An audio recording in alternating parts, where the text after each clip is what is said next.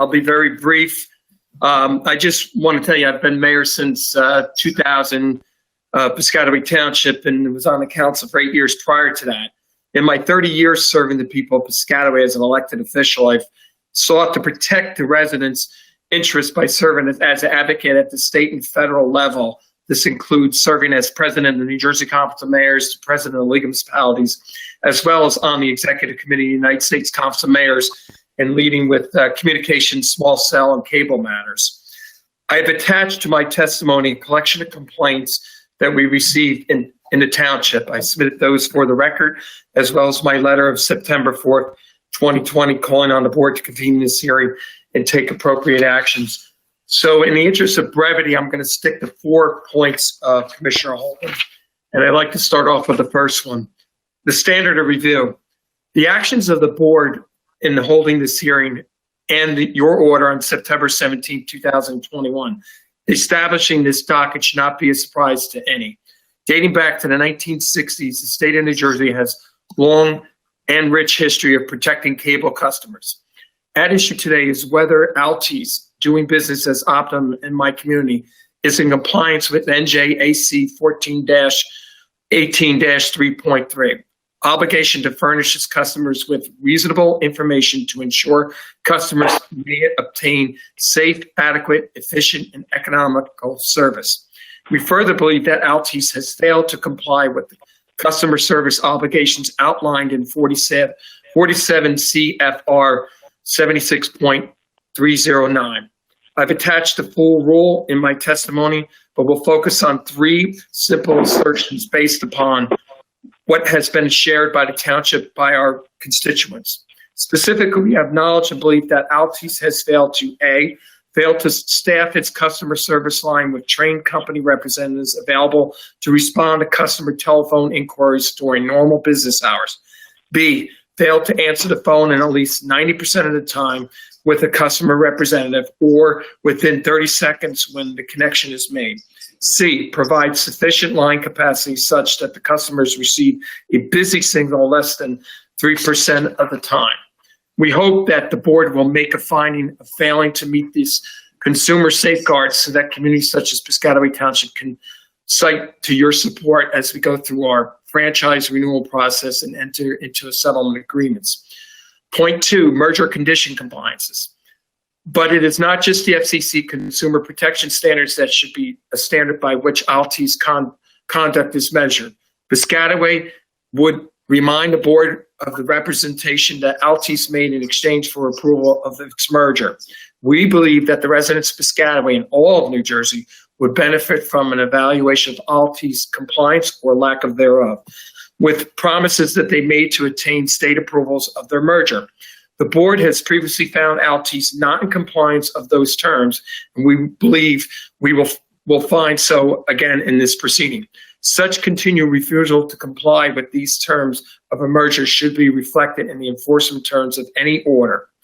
Point 3, corporate misconduct despite heroic local efforts. I would like to close my testimony regarding Altice to make a point very clearly. Our issue is with Altice at the corporate level and its refusal to make necessary investments in plant and personnel. Our issue is not with the New Jersey-based Altice professionals. It is with our experience and testimony that these professionals seek to meet their company's obligations under the merger order, New Jersey Code, and FCC consumer protection standards. It is clear to us that they are denied the ability to do so by corporate headquarters, which refuses to make investments necessary to be in compliance. This is not the case of incompetence at the local management failing to deliver on corporate standards. It is a case of corporate headquarters denying very capable and hardworking managers the resources they need to do their job. And point 4, absence of competition. Exacerbating the lack of performance of Altice is a failure of the marketplace to offer an alternative. In this case, despite having legal authority to provide cable service in our community, Verizon has failed to do so. From my work at the federal level, and I am aware that the Federal Communications Commission took away a great many of these collective powers based on an assumption of effective competition exists. This is not the case in the cable market or in the internet access market. Piscataway would respectfully ask the board to review what tools the is available to ensure consumers have a choice in cable and ISPs. While it is not typical of the role of the regulatory board to prod a company to serve a community, Piscataway is requesting that the board review all of its regulatory relief that it has provided to Verizon over the years in return for the company's promise of deployment of a robust fiber-based network. Most of the community that I am honored to serve as mayor has not benefited from the regulatory forbearance the board has provided Verizon in the form of competition choice to Altice. And lastly, in conclusion, on behalf of myself and my council member, Gabrielle Cahill, I pledge support of the Township of Piscataway in your pursuit of these matters. And Commissioner, I want to thank the fellow commissioners and the board staff for having this hearing today. And hopefully something will be resolved in the future with this, because as the testimony said before by the Altice representatives, I think this is obviously going to be the new wave of the future. You're going to be seeing more IT use at home for both business and professional use, as well as educational use. And the sooner that the Altice rectifies their shortcomings, the better it'll be for all the residents of Piscataway. Good morning, Commissioner Holden. Thank you for this. My name is Gabrielle Cahill, Gabrielle Cahill for the record. I am an at-large member of the Piscataway Township Council, on which I served as president in 2020 and as a member for over 10 years.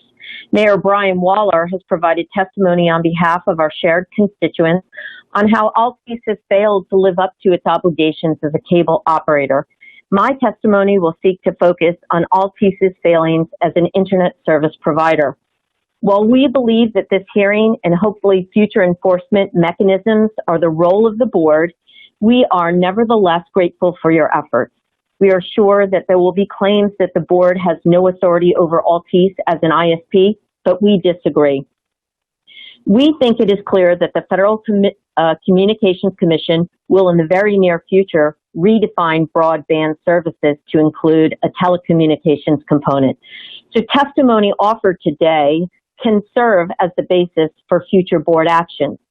But we also believe that the board need not wait until the FCC acts, as the board has no less than 2 independent bases on which to review, and we would hope sanction Altice's performance as an ISP.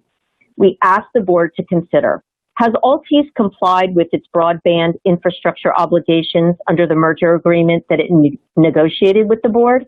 I have attached my testimony a number of those obligations that at the very least in Piscataway have not been met. We would further note that this would not be the first time that Altice found to violate that agreement, and the board should consider additional penalties for chronic non-compliance. Has Altice complied with its obligations to ensure that upgrades across the state of New Jersey have been done in an equitable manner? We believe that the board has a right to demand this information and act accordingly. Has Altice complied with New Jersey's consumer protection, false advertising, and false representation laws? We believe that the answer to these questions is a resounding no.